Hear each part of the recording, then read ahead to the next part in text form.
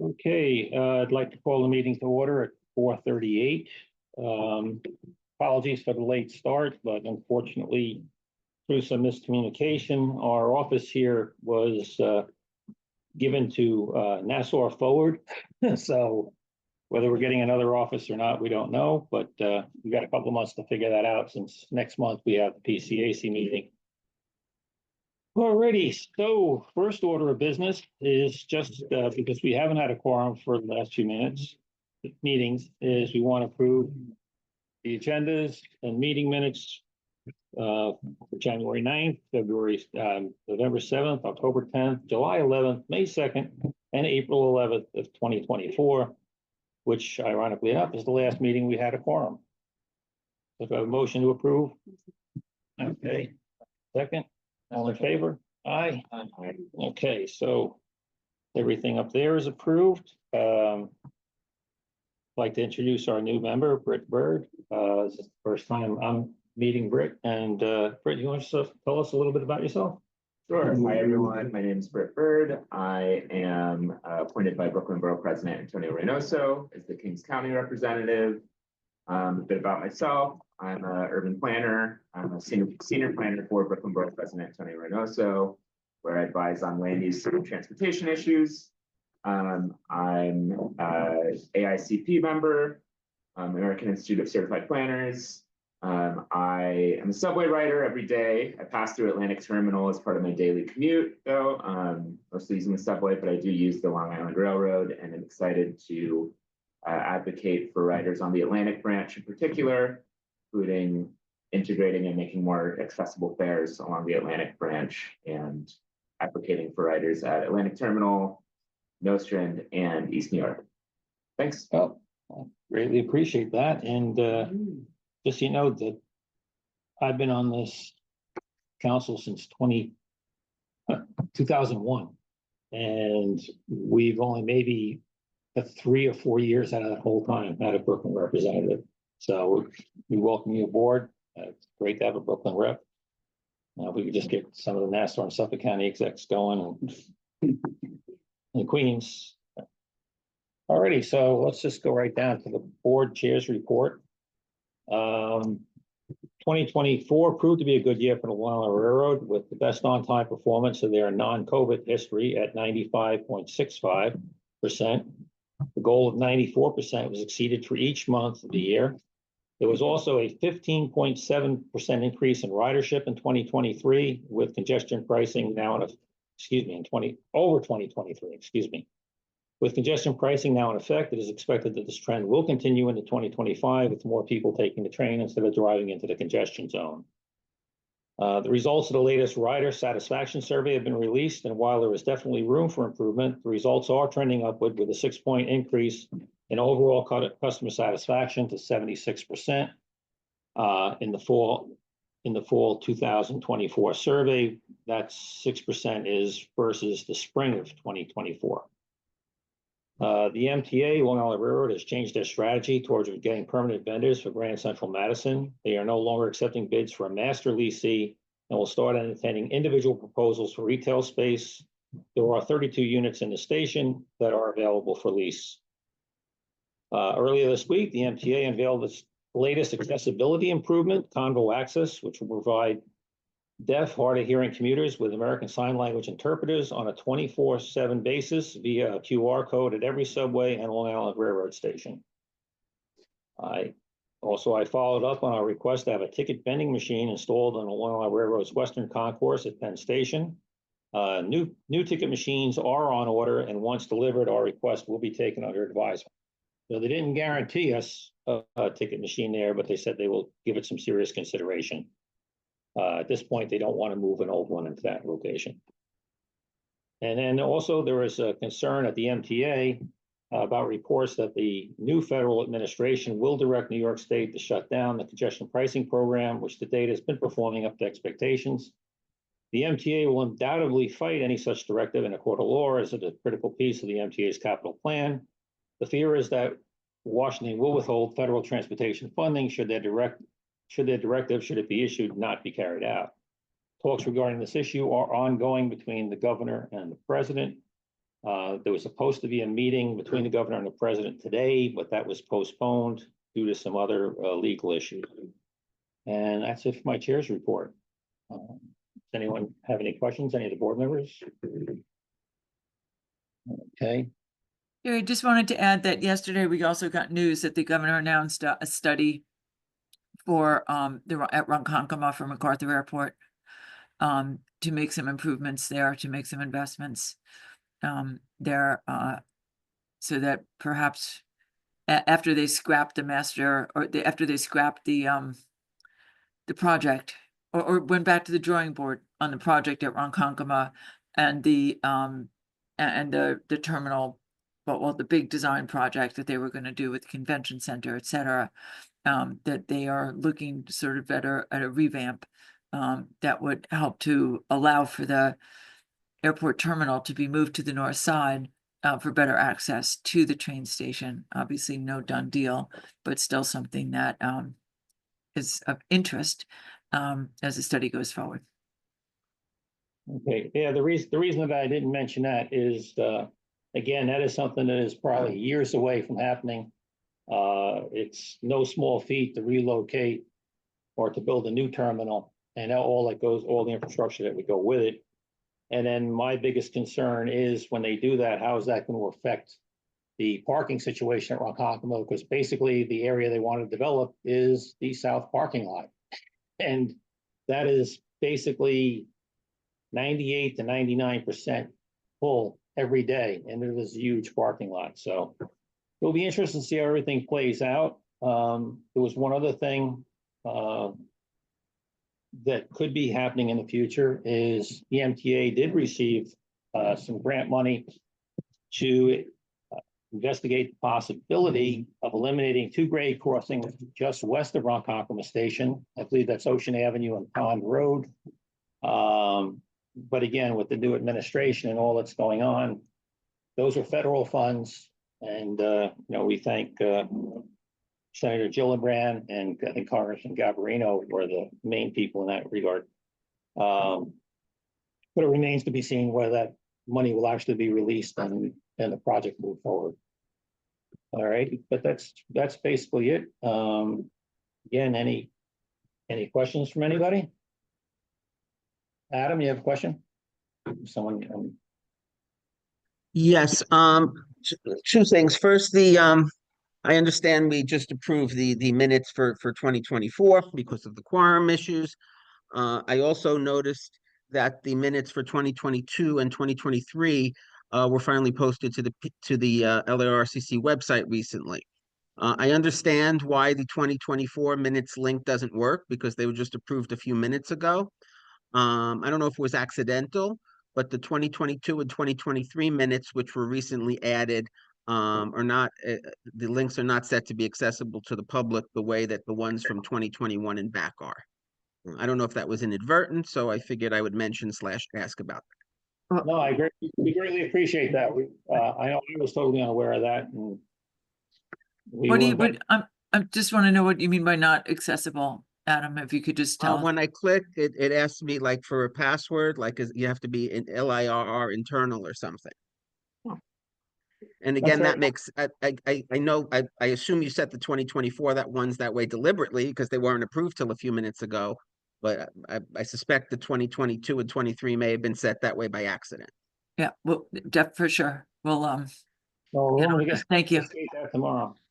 And then my second question, I mentioned this last meeting, and Lisa said to look at the board books and the website. I haven't been able to find anything on it. I know that in past meetings, Jerry has advocated for, so far unsuccessfully, unfortunately, for time connections at Jamaica, despite his best efforts. Although I guess the LIRR's way of partially listening was this plan they presented at the September-October board meeting about Jamaica on-time performance, and they said that they would report back, and then things have gone silent. I guess my question is, has the PCAC noticed that any improvements at Jamaica with what they said they're going to do in September, October, or are we still in the same place as we were a year or two ago? Well, internally, they're trying to monitor their trains to hit Jamaica within 3 minutes. And I think, Okay. don't quote me on this, I think the last I heard they were about 74% on time within 3 minutes to hit Jamaica. There still are the occasional missed connections, which is something that we will keep fighting for. They have been a little more cognizant if it's a long distance train, where in the past they wouldn't hold anything. Now, if it's like a connection to Montauk and the next train is 2 hours later, they will hold it for 5, 6, 7 minutes, whatever it needs. But in that, when I mentioned the rider survey, maybe overall customer satisfaction is 76%, but I think there was a questionnaire regarding connections, and I think that was about 10 points, 11 points left. It was like about 65%. So again, that's one of the people that our ridership is not particularly happy about. When you're only getting. So I understand, sorry. When you, when I you're understand. the ridership, I think that's acceptable. I understand that I'm sorry, there's a lag with the Zoom. I apologize Yeah. for talking over. That's okay. I understand that when this started, I think the figure they used was 59%, so 74% is certainly an improvement. Does the PCAC or LIRRCC have any sense that that statistical change has made any difference to customers as of yet? Has there been any more or less contact, whether it be the social media or directly to PCAC about the Jamaica issue since they've started doing that? All I can say is we've had considerably less reports of misconnections and less complaints about misconnections. They do still occasionally happen, but at this point, that's all I can tell you is that we've had less complaints. Okay, that answers my question. Thank you. Yeah, there's Gary. Yeah, I'm over here. But I'm gonna give the social media update in a bit, and it certainly has gone down a lot, but there are still a few reports of misconnections. But I'll speak more about that later. Thank you. Okay, Maddie, you have a question? Yeah, Jerry, it was a great report to begin with 2025, and I did appreciate. I heard the news about with Long Island MacArthur Airport with the Long Island Road. That would be good news for the town of Islip and for the economy. But also I do want to add is that Amtrak has, which I'm going to talk more about in Old Business, is trying to come to Long Island, stop at Jamaica, Hicksville, and Ronkonkoma stations. Thank you very much, Jerry. All right, thank you. And I think part of that has to do with the possibility of them relocating the terminals closer. If that becomes more convenient, and it's really a complicated issue. But I know Amtrak wants to have stations that are close to airport facilities. So we'll see how everything plays out with the relocation. Absolutely. Absolutely. I think County Executive Maine and Supervisor Carpenter. Yep, and also, I know internally at ISLIP, they are always trying to get more flights in there to make it more, more user-friendly for the people on Long Island. I mean, JetBlue recently started running flights out of there. So we can only hope that they can get either airlines or the existing airlines can run some more flights out. So again, the more people that will use MacArthur Airport, people will probably try and use the railroad to get there. Okay. Jason, you have a question? Yes, Jerry, and good afternoon, everyone. To respond to Adam's concern regarding the minutes, yes, they are posted on the link. There's a YouTube video posted that you guys have been posting everything on the website. As soon as the meeting finishes, you guys post everything on the PCAC's website, and everything is there. So if we don't do our job to see what you guys are doing, we don't know what is going on. And obviously, I watched the press conference yesterday regarding MacArthur. This will boost the economy of the Ronkonkoma area. And this again having the presence of former board member Kevin Law, who who is right now the representative for the New York State Economic let's say agency. Again, it gives us more, let's say, it boosts the Ronkonkoma branch, and having Amtrak serving the line, it gives us more incentive to boost service along the Ronkonkoma branch. So this is a win situation for us on the Ronkonkoma branch. Okay. So I No, just want to jump in here for a second. Jason, you're right. The videos are posted. Adam, you're also right, and we really appreciate you pointing that out to us. They were inadvertently password protected because of the way they were posted. So the official minutes of the meeting are in fact the videos, but we do a synopsis of the meeting as well. That we've been doing in the format that we've been using for the last few years. So everybody gets to be right today. How do you like that? But it's And from everybody's lips to everybody's ears that Amtrak one day will go to Ronkonkoma. That means Amtrak has to have enough train cars. That means that the MTA has to have enough money for tracks and signals. And that means that the MTA has to have enough money to also extend electrification and build out some sidings and some yards. So Okay, but to Adam's point, I'm glad that we do have a quorum here today so that we can get this approved. Yep. Because to watch the video, yeah, it's posted right away, but you can spend an hour and 15 minutes, an hour and a half. You can read the minutes in 10 to 15 minutes, and it's a lot more time efficient for everybody. So hopefully going forward, we'll be okay with getting the minutes approved like the following meeting and getting them posted, so that people don't have to watch the whole video for an hour and a half. Alrighty, yeah, Christopher, you got something? Yes, Jerry, since you mentioned the Cuba thing, just to let you know that I did attend that with Brian on Monday. Just to let you know, the two stations that are in the Long Island Railroad, it's not just Atlantic Terminal, aka Atlantic Barclay, but they're also on the other, they're actually on two of the branch lines on the stations. And I know I forgot the names on top of my head, but I think one is Rakangala, and I think the other one was I just blank. I don't know why I blanked today. Today's been a long day.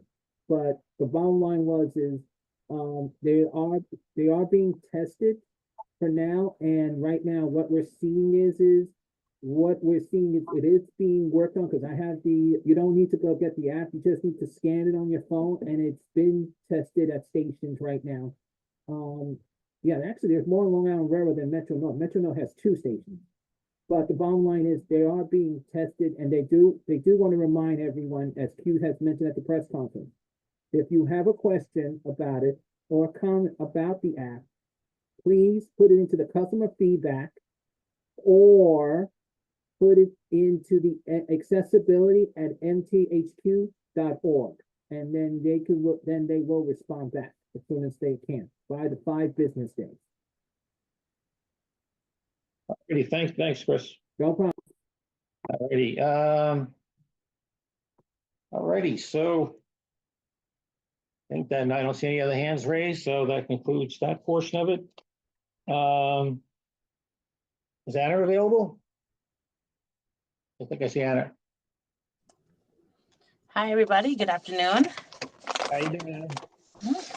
And also happy New Year all, since I wasn't able to join last month's meeting. I was actually looking forward to coming by today to be in with everybody in Mineola today, but the time got ahead of me. So I know there was a couple of items that I was asked to touch on, and then there's one item that I wanted to speak on. So really exciting stuff. I want to start off with our ADA and station updates. I would like to talk on Forest Hills and Hollis, as we are resuming where we left off with both projects, which is really exciting stuff. If we want, I can probably touch on just a bit on what both stations are looking in terms of improvements, if folks are interested. I can just go by really briefly, and if not, I can send over. We're actually going to be passing on some flyers soon about both projects, and I'll have more in details where both projects left off and just the improvements and just going forth as well. So Forest Hills, as we know, is an extension of the station platforms to accommodate up to 10 cars, which is very exciting. The reconstruction of all ramps and passageways to be ADA compliant, the canopy replacements, the installation of the automated snow and ice melting systems, and the replacements of all platform lighting, and then also upgrading the station's waiting areas and restrooms. So that's very exciting stuff for someone. I go to the concerts pretty regularly at the Forest Hills Stadium, so this is all very exciting stuff. And over at Hollis, we're installing one new ADA compliant elevator, where the extension of the station platforms to accommodate up to 8 cars, improvements to the pedestrian underpass, a canopy replacement, and the installation of an automated snow and ice melting system as well, and replacement of all the platform lighting and upgrading the station plaza area. So as this both project progresses, it's very exciting to get both of these back on track. I wanted to talk about Laurelton's station updates. Recently, we did, and as ongoing as well, we had street closures and changes to the station. We actually have closed Prospect Court between 224th and 225th Streets. They were closed on January 27th, and they're going to be reopened February 28th. So we did this closure to install like the structural steel and the replacement of the steel structure supporting the tracks. There was a crane has been mobilized, and we've been staging partially at the lot. We did a partial closure at the lot. We actually took the 688 spots on the west of the lot. I'm sorry, they were from the east of the lot. They're actually being moved to the west of the lot during this phase of the project. So we had scheduled outages on the weekend of January 31st. And there's going to be also an outage this weekend as well. And then we have one more next weekend, which is the weekend of the 21st. So those are 3 outages just for this specific phase. So starting tomorrow at 11:15 p.m. to February until Monday at 5:15, so that's the 17th. So the trains are bypassing Locust Manor, Laurelton, Rosedale in both directions during this time.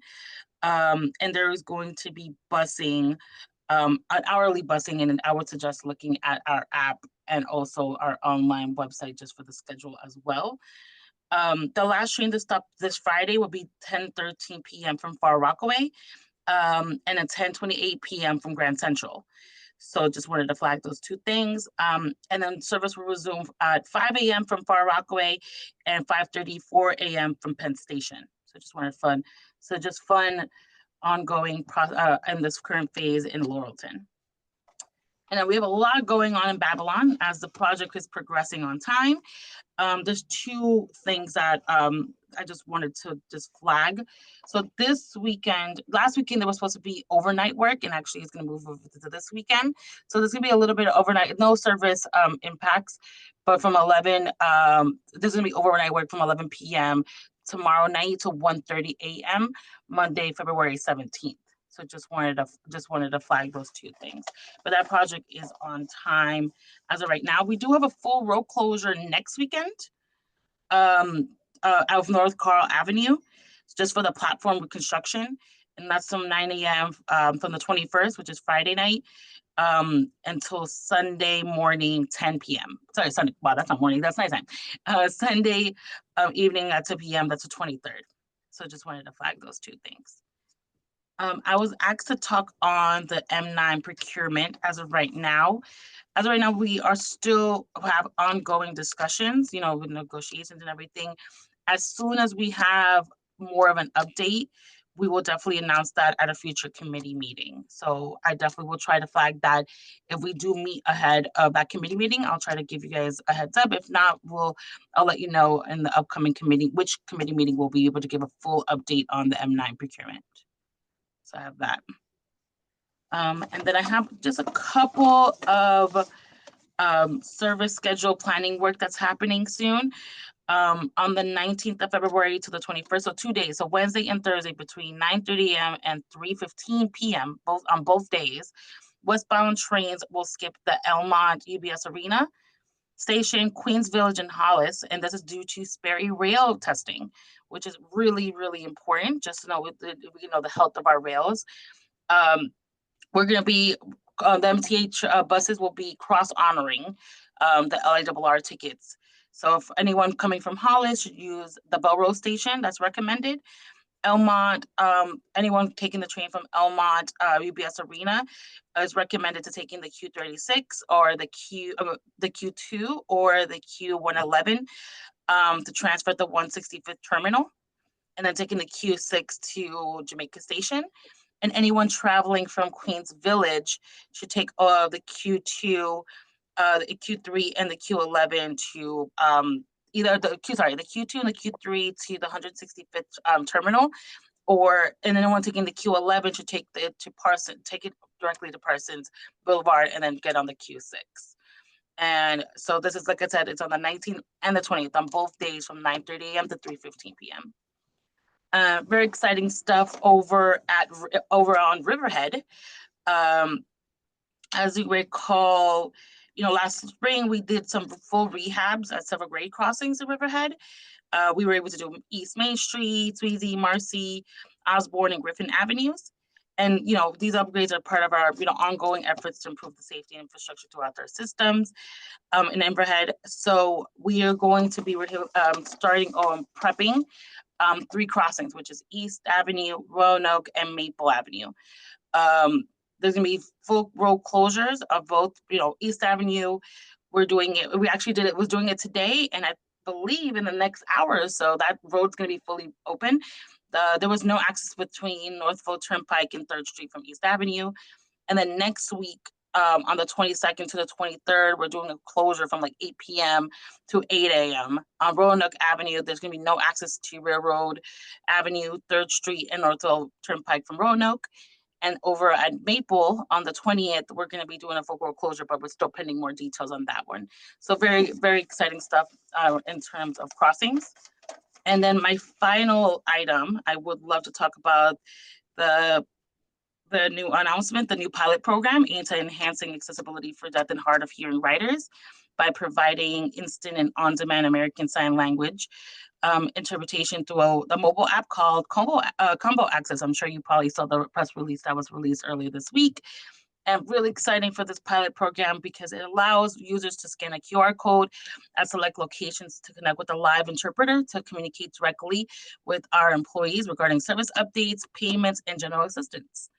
And so for the Combo Access, it will be available at Atlantic Terminal, Babylon, Grand Central, Madison, Jamaica, and Penn Station, and at Ronkonkoma.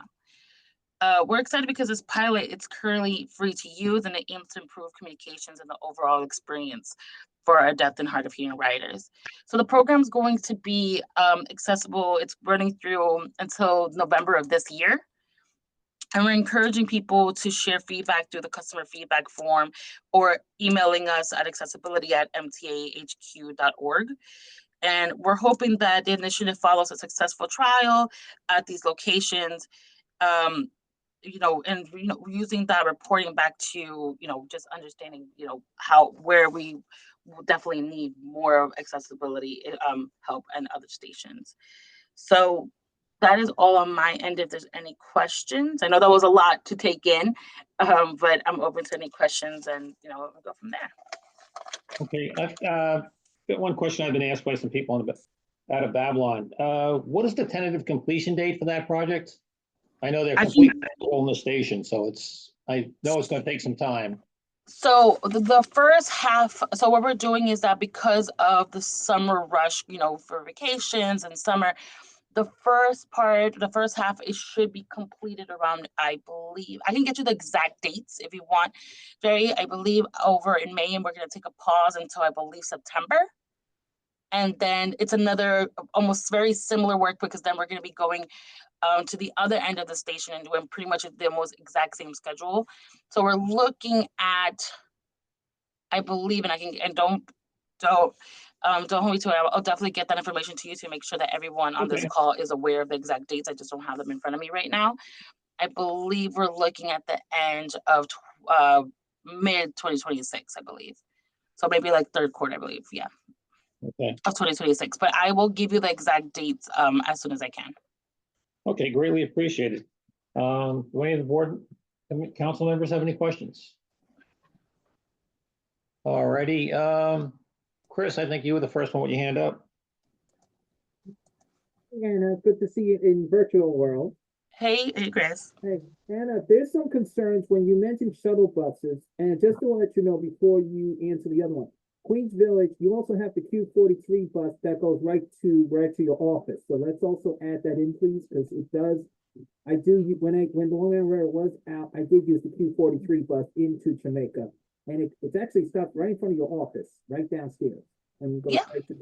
So I just want to be adding that because it is a limited bus and it does connect a little faster and it does run limited during the rush hour. The other concern is as you're running, when you do suspend train services, you do have shuttle buses. They're not 100 times ADA accessible.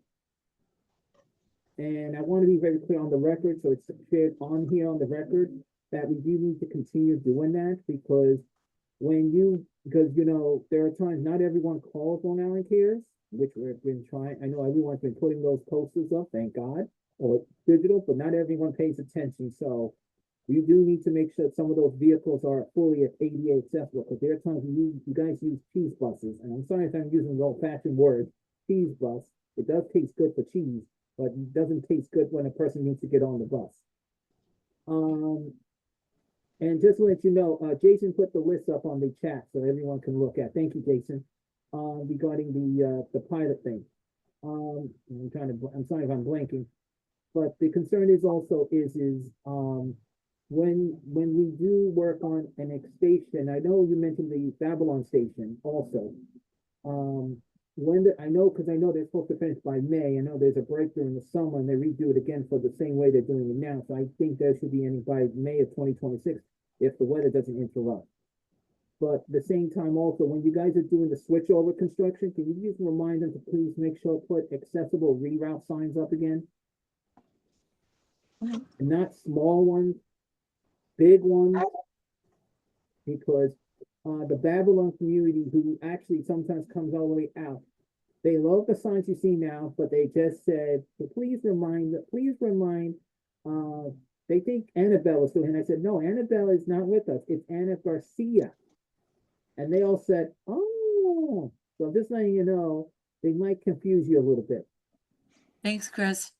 No problem. Thank you so much, Chris. I appreciate that. And I definitely will, these are really important flags. So I appreciate that. I'll make sure our team definitely, especially with the shuttle buses being ADA accessible, I'll definitely make sure. But even, I believe some of those yellow buses have, I believe it's something in the back of the bus. So I'll definitely will confirm to see what the capability and feasibility those buses have. But I appreciate that flag. Thank you so much, Chris. No problem. Okay. Maddie, you have your hand up? Yeah, that was a terrific report, Anna. And you know what? And last year on the 25th of January, we went to the Islanders game. It was my first time riding an M9, which is good. It's a clean train, you know, and it's a news from Kawasaki. But I'm not sure if you heard this yet, but Amtrak has considered by 2028. And I heard from Suffolk County Executive Ed Romaine that that Amtrak is coming to the Ronkonkoma line. And I know yesterday they had a press along with Supervisor Angie Carpenter of Islip to go to MacArthur Airport. So have you heard anything on Amtrak and with Ronkonkoma or? I believe we're still having internal discussions and we don't have like a formal update as of right now, Maddie. Okay. But as soon as we do, we'll definitely put out something formal, but I also will make sure that I give a formal update to our team here, okay? I thank Chairman Anthony Kasha and Stephen Gardner, the CEO of Amtrak as well. Thank you. All right, thank you, Maddie. And Adam, you I'm have a just gonna question? wonder, I know Adams, you've got your hand up and I'm sorry, but is there any update on the East River Tunnel work?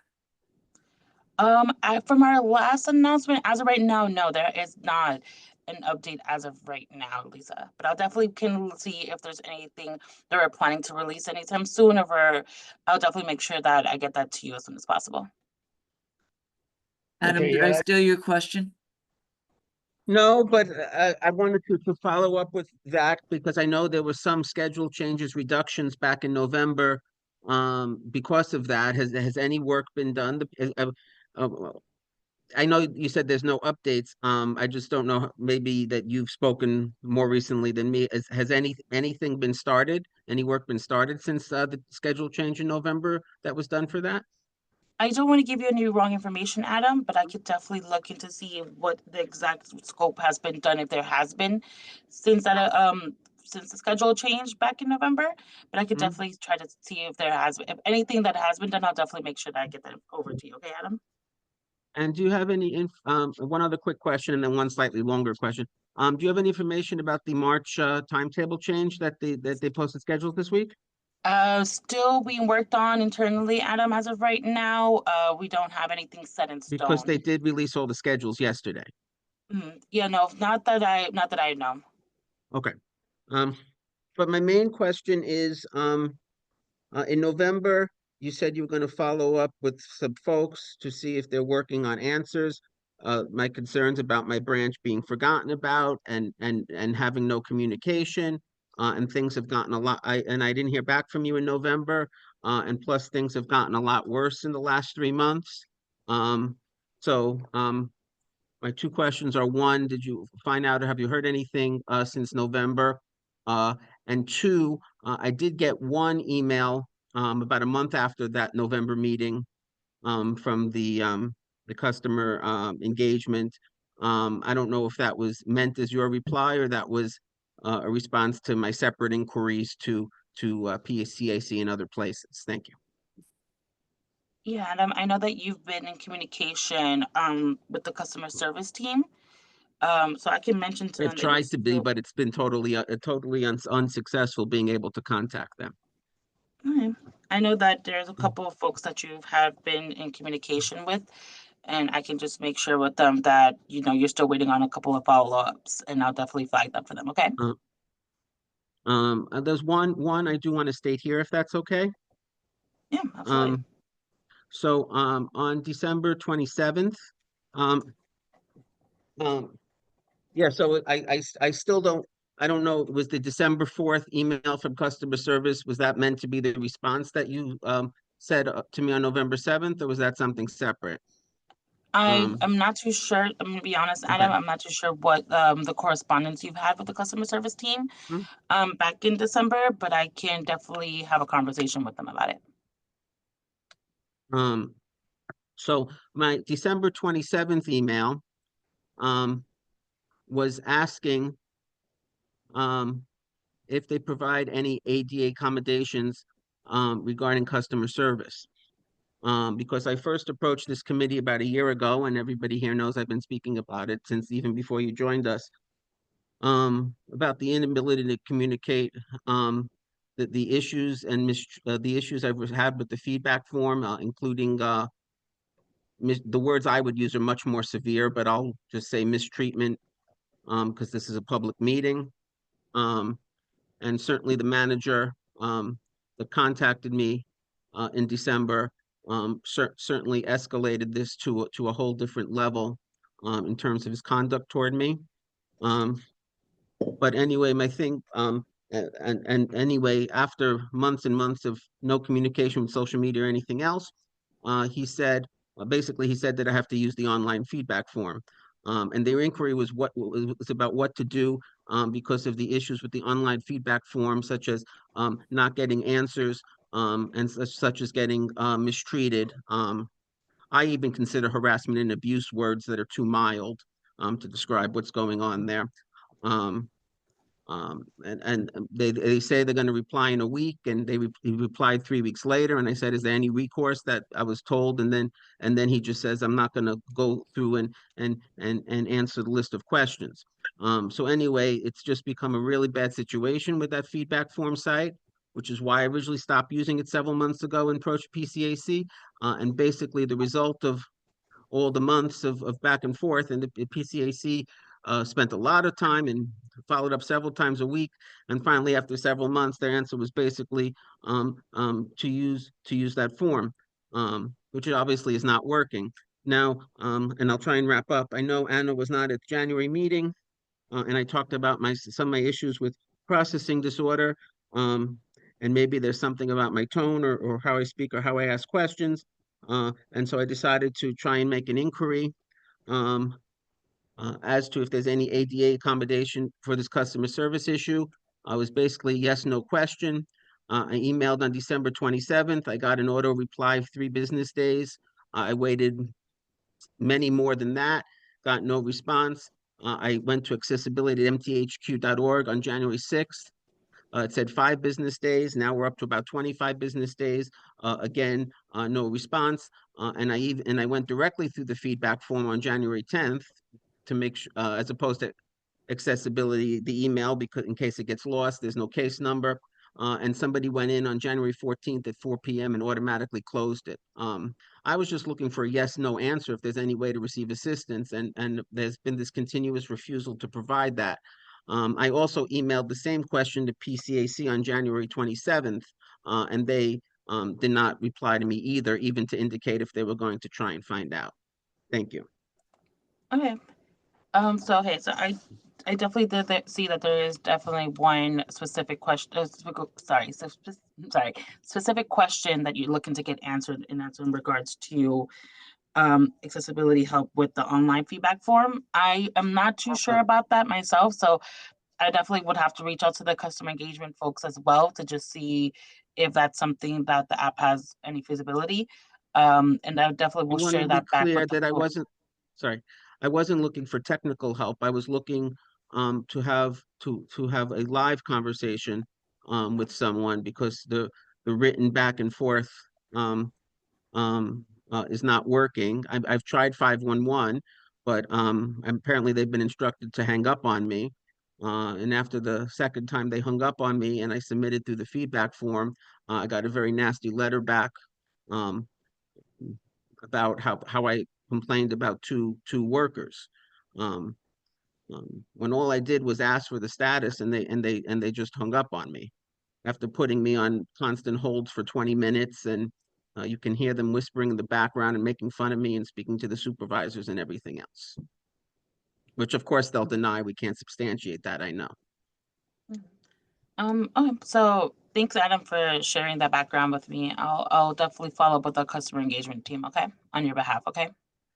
So, but I should, as it was the case in November, I shouldn't expect much of a response to this. Adam, like I mentioned, like I just said before, I can reach out on your behalf to the customer engagement team to definitely see if they can get those inquiries answered as soon as possible, okay? I don't see the customer engagement team is the one harassing me. I don't see how that would help.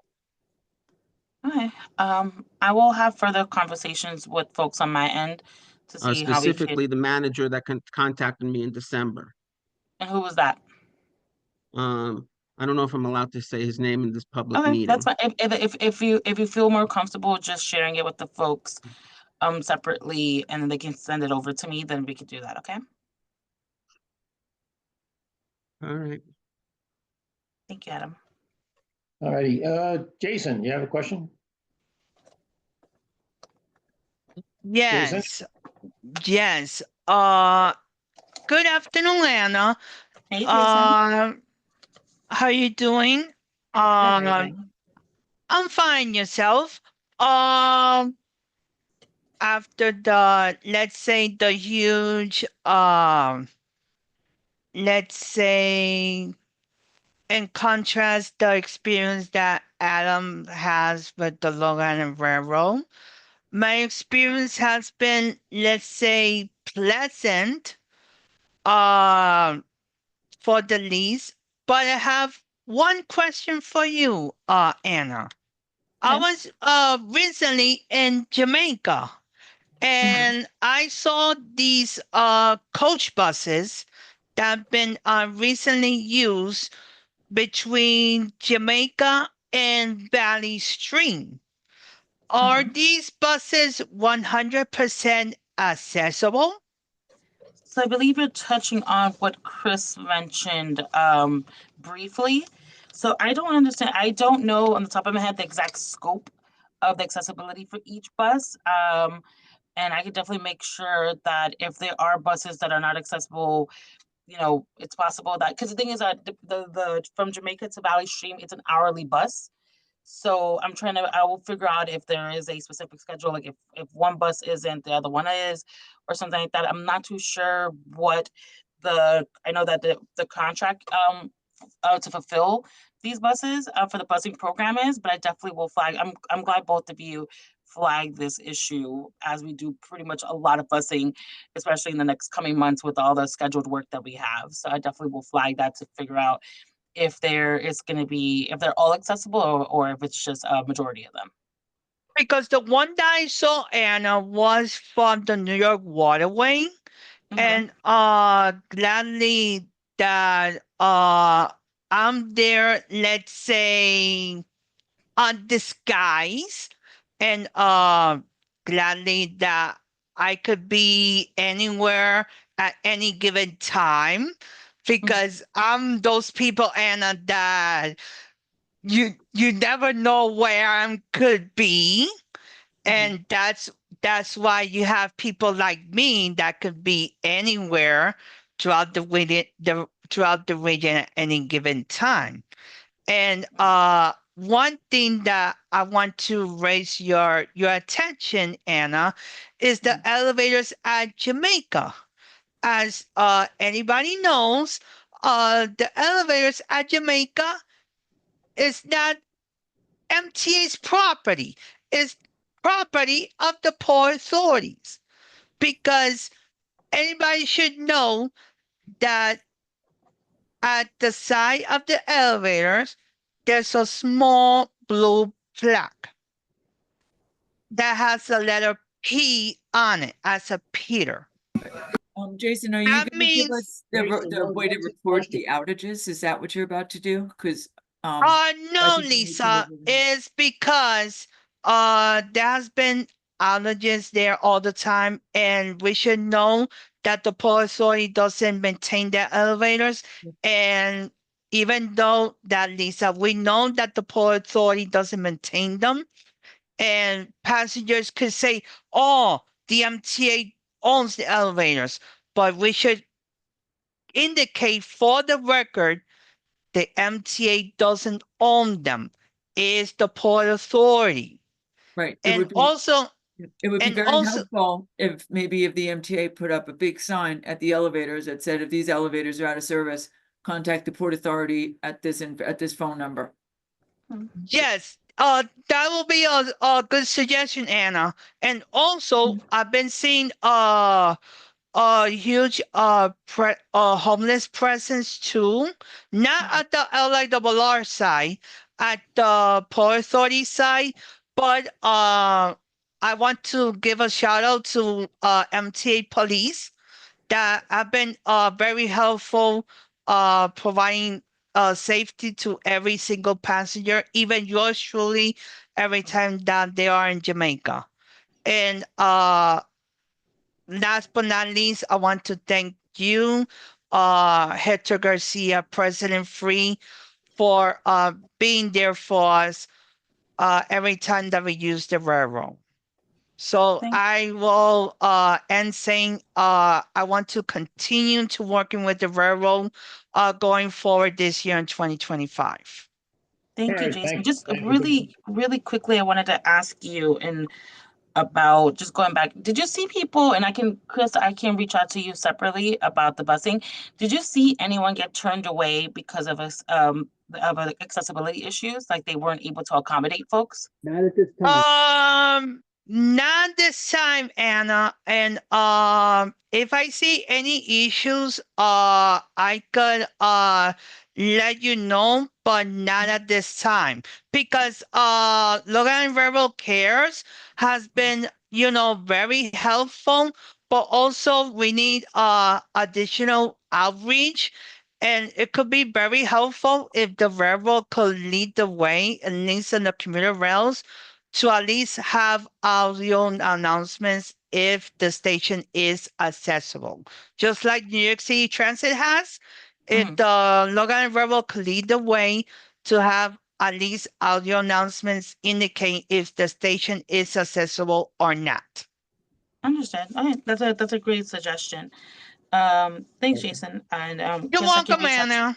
Thank you. And Alrighty. I'll reach out to you separately as well about that busing thing, because I have a feeling that a lot of those buses should be accessible. Like a lot of them have ramps towards the back door at the end of the bus that usually, like, you'll tell the bus driver that you need a ramp or you need certain assistance, but I could definitely get back to you and let you know if that's the case. But usually when we do certain contracts, that's usually one of the items that we bring up. But thank you both. Okay, thank you, Anna. Greatly appreciate your report and your question and answers. Thank you. Move down to the executive director's report. Lisa, you want to take it from here?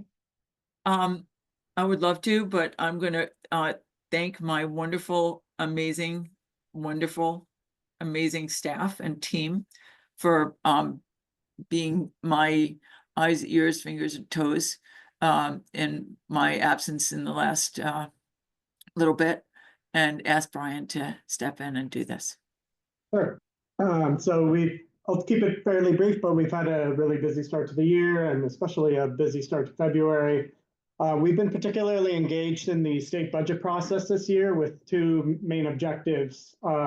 First, to support the MTA's capital plan, the 25 to 29 plan, which is currently facing a $35.4 billion shortfall, and ensure that the legislature has the tools that they need to try to work with the governor to fill that funding gap. We put out a report last week called Take Your Pick Albany, listing 24 funding sources that could be used. Those funding sources added up to $44.8 billion worth of funding that could be bonded to $750 billion of funding over the course of the plan. And so we wanted to lay out some options to keep that conversation moving. Lisa also talked about that in her testimony to the joint budget hearing last Thursday that Chris also testified at. We were up in Albany earlier in the week, having meetings one-on-one with legislators about that as well. And got some really good response and some good feedback. And they had a few additional sources for us to add to our report as well. So no shortage of ideas out there as long as the governor and legislature have the courage to move that forward. Our other major priority is moving the Rider First Fare agenda forward. In January, we put out a letter to the governor and CC'd Majority Leader Stuart Cousins and Speaker Hastie, as well as Jano, that was co-signed by 15 other advocacy organizations from around the MTA region and 24 elected officials in support of our 5 fare policies that we'd like to see Albany move. Just as a quick reminder, those policies are closing the AM peak loophole for seniors, riders with a disability, and Medicare eligible riders on the railroads, creating a family fare for riders between 12 and 17 who currently pay an adult fare to ride, a weekly city ticket with transfers to New York City Transit, and then an expansion of the Fair Fares program to 200% of the federal poverty level, and to the commuter rails within New York City as essentially a reduced fare city ticket. We've gotten great response. Senator Comrie and his office have been super engaged in this and helped us out with a press conference and legislative breakfast last week in Albany. We are putting together a number of bills that will, in addition to being just an ask for the budget, that can stand alone on their own if it doesn't move forward in the budget process, although that's certainly the easier avenue for us to take. I've just gotten a good buzz about all of these things recently. The report was, Kara's report, Take Your Pick, was reported on in Bloomberg and then picked up later by 1010 Wins and the Post and a Streets blog, and our Fair Fares work has been reported on fairly widely in a variety of places as well. So we're really banging the drum on those two as hard as we can. And when we have the opportunity, we're also talking about some of the other priorities that we have for Albany, including the Ride to Rep Act, which we pushed last year, which we're continuing to get co-sponsors on that legislation. We had about 50 going into the session and have added on to a few more to that. And our bill to sort of reform the nominating process for this body and no longer require 3 nominations for each board seat that we're trying to fill, which will make it easier for us to go beyond the good people that we have now and try to fill up the council in the not too distant future. So those are the main things that we've been working on. It's Albany work has been keeping us really busy, but we've been engaged in a number of other things as well. And I think I'll turn it over to Kara for social media report. I just want to jump in and just say that the team's been really busy, really focused, really amazing. When we had our breakfast and we were talking about the priorities, it was almost like a bidding war of which elected wanted to pick up which bill. And we just got an assembly number for, and we have a Senate number for the senior disability AM peak. So things are really moving in the right direction. And, you know, if there are other items and other issues that you as our council members want us to focus on as well, you know, we've got capacity just as the railroad does. So the ensuring that the capital plan is fully funded is really critical. And that's really a laser focus for us too.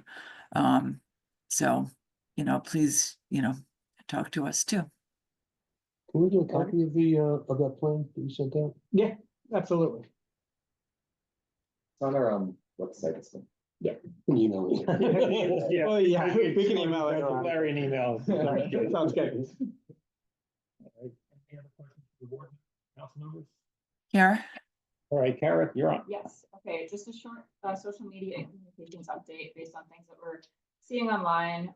One, Adam had mentioned this before, but there are still a few reports of misconnections at Jamaica where trains will pull in late and then transfer trains will not wait.